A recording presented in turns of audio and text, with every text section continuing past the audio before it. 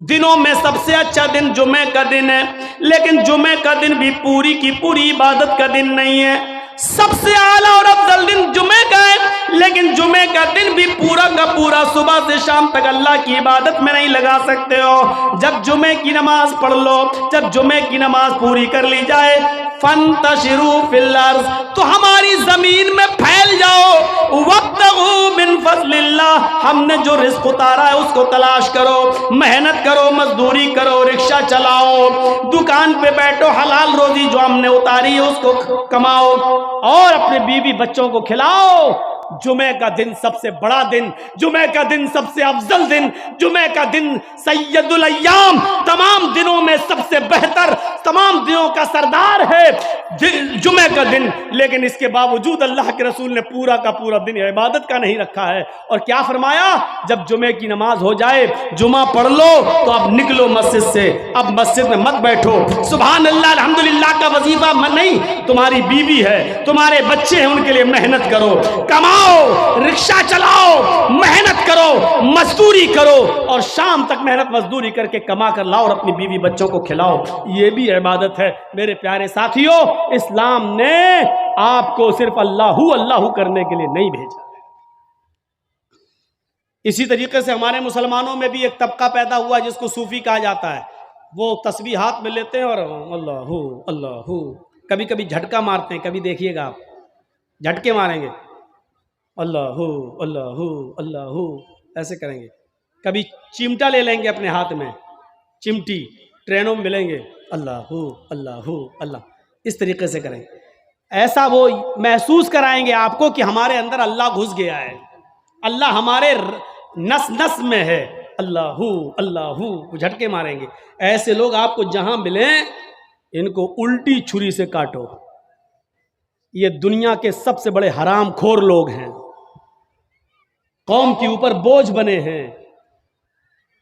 इनसे पूछो खाना कहां से आएगा, चुप, अल्लाहू अल्लाहू अल्लाहू। एक से मैंने पूछा, भाई खाना कहां, शाम को खाना क्या कर, कहां से आएगा, अल्लाहू अल्लाहू। हमने कहा सुन लिया, अल्लाहू अल्लाहू, खाना कहां से आएगा शाम को, ये तो बताओ।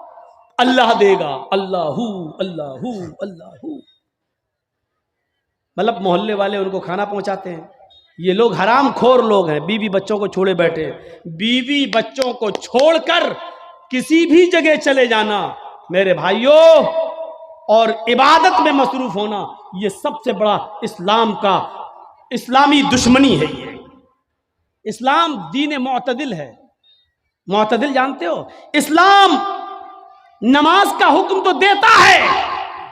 लेकिन पूरा दिन और पूरी रात मुसल्ला बिछा के नमाज पढ़ने की इजाजत आपको नहीं देता है। इस्लाम आपको रोजा रखने का हुक्म तो देता है, लेकिन कंटिन्यू और मुसलसल 12 महीने हर रोज रोजा रखने की इजाजत आपको नहीं देता है। इस्लाम आपको ज़कात देने का हुक्म तो देता है, लेकिन अपना सारा माल अल्लाह की राह में लुटा देना और खुद फकीर बन जाना, गरीब बन जाना, इसकी इजाजत इस्लाम आपको नहीं देता है। इस्लाम आपको हज की इजाजत तो देता है कि हज कीजिए, लेकिन यह नहीं कहता कि हज करने के लिए तुम अपना घर बेच दो, अपना मकान बेच दो, अपनी दुकान बेच दो, लेकिन हज करो। हज करना जाना जरूरी है, चाहे दुकान बेचना पड़े, चाहे मकान बेचना पड़े, इस्लाम इस बात की इजाजत नहीं देता है। इसी तरीके से इस्लाम नमाज पढ़ने का हुक्म देता है, लेकिन इबादत बच्चों का हक मार कर, बीवी का हक मार कर, कमाना धमाना छोड़कर, मेहनत और मजदूरी करना छोड़कर, मस्जिदों में, खानकाहों में, जंगलों पर, मज़ारों पर या किसी जगह बैठकर अल्लाहू अल्लाहू करने की इजाजत ये इस्लाम नहीं देता है। इसीलिए फरमाया, फ़इज़ा क़ुज़ियतिस सलातु फ़ंतशिरू फ़िल अर्ज़ वब्तगू मिन फ़ज़लिल्लाह। दिनों में सबसे अच्छा दिन जुमे का दिन है, लेकिन जुमे का दिन भी पूरी की पूरी इबादत का दिन नहीं है। सबसे आला और अफजल दिन जुमे का है, लेकिन जुमे का दिन भी पूरा का पूरा सुबह से शाम तक अल्लाह की इबादत में नहीं लगा सकते हो। जब जुमे की नमाज पढ़ लो, जब जुमे की नमाज पूरी कर ली जाए, फंतशिरू फिल अर्ज़, तो हमारी जमीन में फैल پیدل جاؤ، وابتغوا من فضل اللہ، ہم نے جو رزق اتارا ہے اس کو تلاش کرو، محنت کرو، مزدوری کرو، رکشہ چلاؤ، دکان پہ بیٹھو، حلال روزی جو ہم نے اتاری ہے اس کو کماؤ،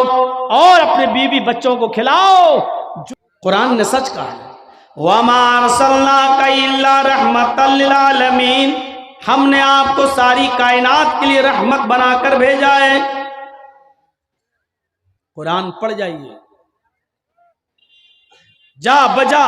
عیسیٰ علیہ السلام کا ذکر کیا ہے قرآن نے، کہیں پر بھی آپ نہیں دیکھیں گے کہ عیسائیوں پر ظلم اور زیادتی کرنے کا حکم دیا ہو اللہ نے یا جناب محمد رسول اللہ صلی اللہ علیہ وسلم نے، کہیں نہیں۔ کسی بھی طبقے کو آپ اٹھا کر دیکھ لیجئے،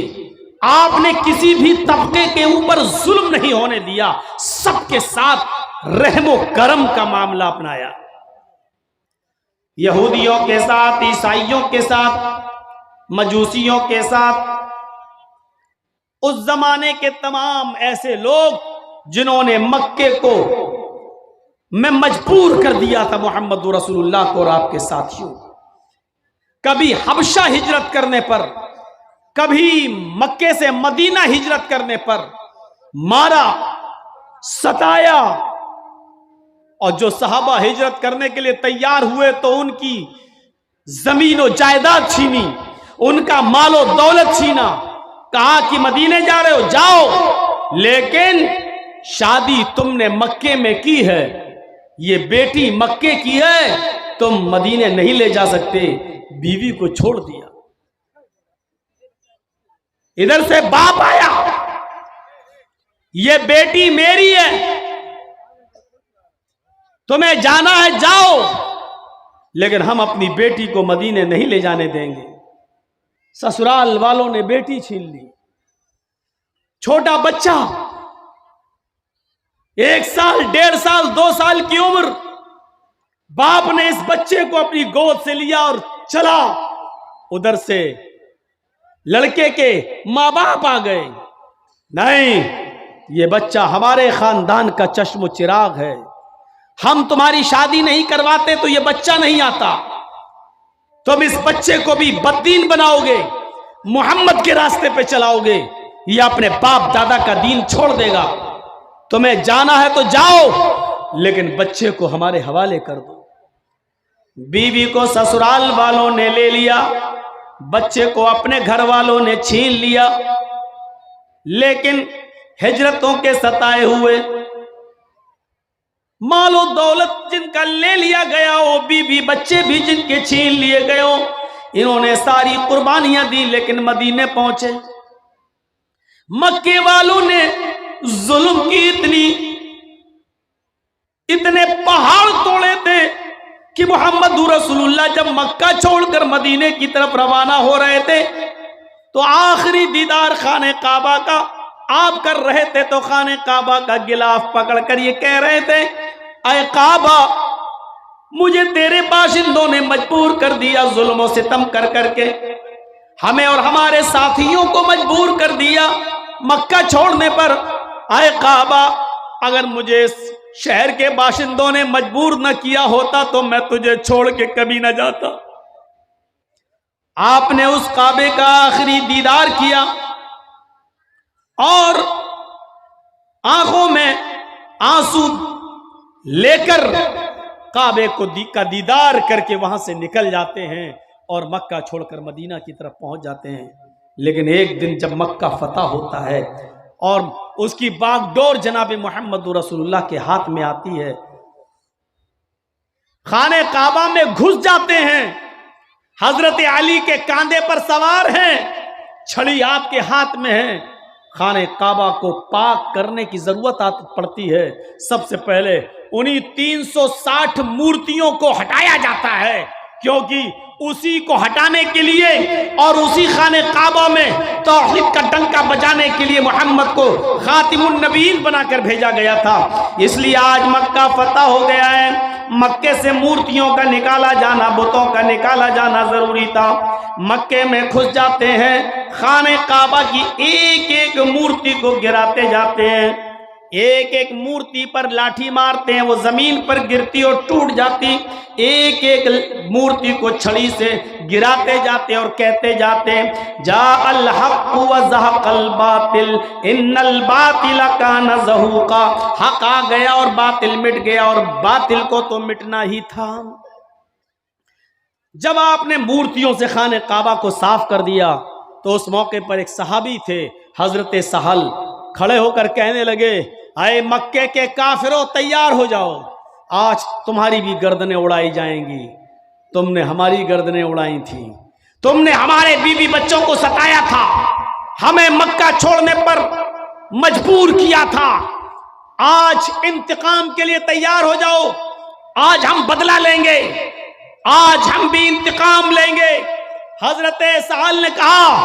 حضرت سعد نے الیوم یوم الملحمہ، آج کا دن تو ٹکڑے ٹکڑے کر دینے کا دن ہے، آج کا دن تو بوٹی بوٹی کر دینے کا دن ہے، آج کا دن تو ایک دوسرے کی گردنیں اڑانے کا دن ہے، آج تو تم نے، آج مکہ ہمارے ہاتھ میں آ گیا ہے، اے مکے کے کافروں آج تمہاری گردنیں اڑائی جائیں گی، آج تمہیں قتل کیا جائے گا، آج تمہارے کیے ہوئے ایک ایک ظلم اور ایک ایک جرم کا انتقام لیا جائے گا،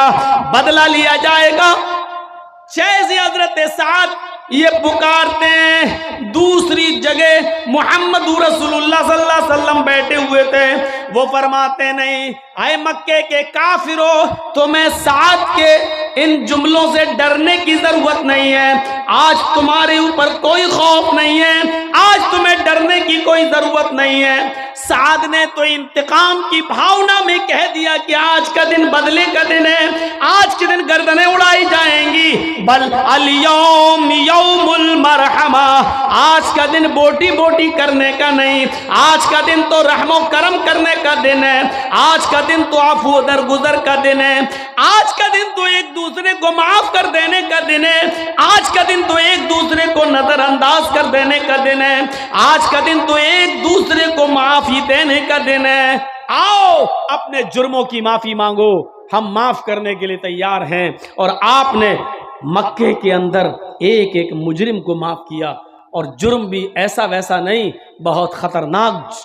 جرم جنہوں نے کیے۔